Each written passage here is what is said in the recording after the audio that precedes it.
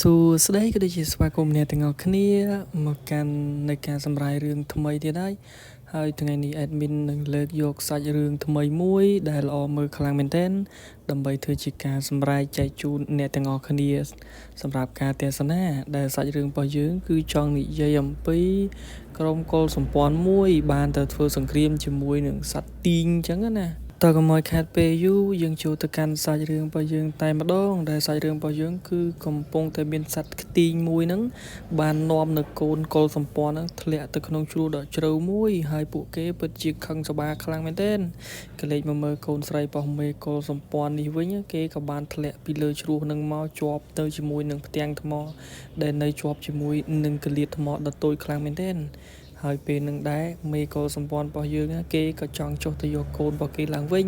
ប៉ុន្តែអ្នកក្រុមការងារក៏ដូចជាក្រុមបកគោសម្ព័ន្ធរបស់គេហ្នឹង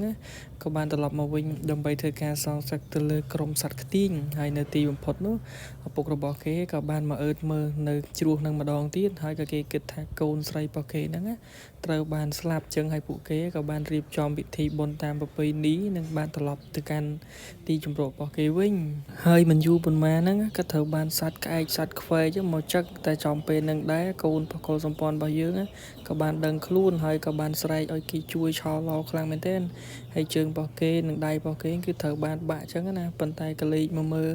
កូនស្រីដែលជាតួឯករបស់យើងនេះវិញគេពិតជាមានភាពរឹងមាំខ្លាំងមែនទែនព្រោះថាគេកំពុងតែស្ថិតនៅក្នុងកលៀតថ្មចឹងណាហើយពេលនឹងដែរជារឿងមួយដែលល្អមែនទែនមេឃក៏បានបង្អង់នៅទឹកភ្លៀងមួយមេយ៉ាងធំធ្វើឲ្យគេមានការសម្រេចចិត្តថានឹងទម្លាក់ខ្លួនទៅស្របពេលដែលកំពុងតែមានភ្លៀងធ្លាក់លុះពេលដែលគេភ្ញាក់មកដឹងខ្លួនណាក៏លេចទៅមើលរាងកាយរបស់គេជើងរបស់គេទាំងពីរហ្នឹងក៏ត្រូវបានបាក់ព្រោះថាគេបានធ្លាក់ចុះពីលើជ្រោះដ៏ខ្ពស់មួយហើយគេក៏បានត្រឡប់មករកនៅក្លក់ទឹកមួយដើម្បីធ្វើការផឹកទឹកចឹងណាប៉ុន្តែ admin ពិតជាឆ្ងល់ខ្លាំងមែនទែនភ្លៀងមួយមេធំហើយបែរជាព្រឹកឡើងអត់មានទឹកអត់ដឹងថាទឹកនឹងហូរទៅណាចឹងណាឥឡូវយើងកុំឡាយឡតច្រើនពេកយើងចូលមកកាន់សាច់រឿងរបស់យើងបន្តទៀតពេលនឹងដែរតួឯករបស់យើងក៏បានដាក់ថ្មឲ្យបង្រង់ជើងរបស់គេឡើងមកលើវិញក៏ឃើញ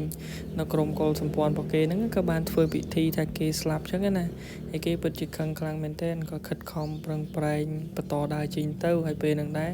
គេក៏បានជួបជាមួយនឹងវងសត្វចចកជាច្រើនធ្វើឲ្យគេផិតភ័យខ្លាំងមែនទែនហើយក៏បានឡើងទៅលើគល់ឈើដ៏ធំមួយដើម្បីគេចពីការប្រមាញ់របស់សត្វ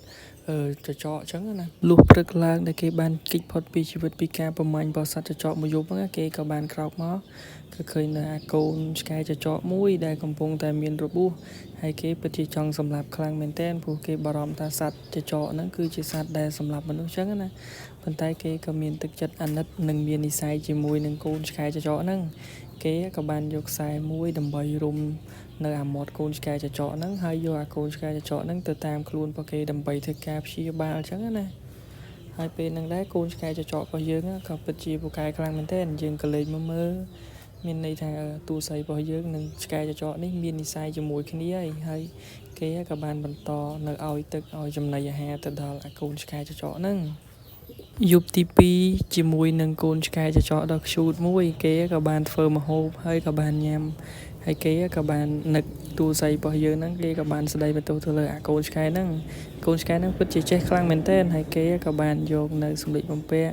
ក៏ដូចជាសម្ភារៈមួយចំនួនដើម្បីធ្វើការចាក់ចេញអំពីរូងថ្មដើម្បីត្រឡប់ទៅរកកុលសម្ព័ន្ធរបស់គេវិញ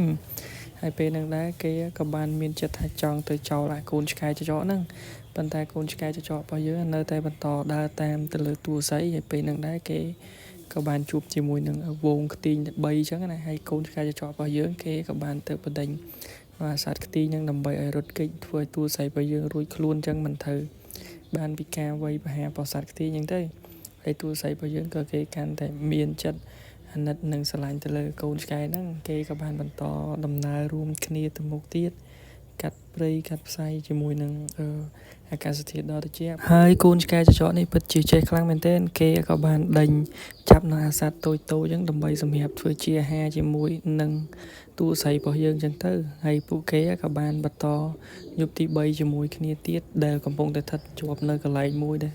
មិនអាចត្រឡប់ទៅវិញបានហើយមិនយូរប៉ុន្មានហ្នឹងតួស្រីរបស់យើងក៏គេបានត្រឡប់មកឃើញកុលសម្ព័ន្ធរបស់គេវិញប៉ុន្តែក៏លេចទៅមើលឪពុករបស់គេហាក់បីដូចជាមានអារម្មណ៍សោកស្ដាយព្រោះគេ គិតថាកូនស្រីរបស់គេត្រូវបានបាត់បង់ជីវិតចឹងណាហើយពេលនឹងដែរគេក៏បានជួបជុំគ្នាហើយនឹងបន្តនៃការរស់នៅបែបកុលសម្ព័ន្ធរបស់គេឡើងវិញហើយសាច់រឿងរបស់យើងក៏ត្រូវបានបញ្ចប់សង្ឃឹមថាអ្នកទាំងអស់គ្នានឹងពេញចិត្តในការសម្រាយរឿងមួយនេះសូមកុំភ្លេចជួយចុច like និង share នៅលើ channel YouTube របស់ admin ម្នាក់មួយផង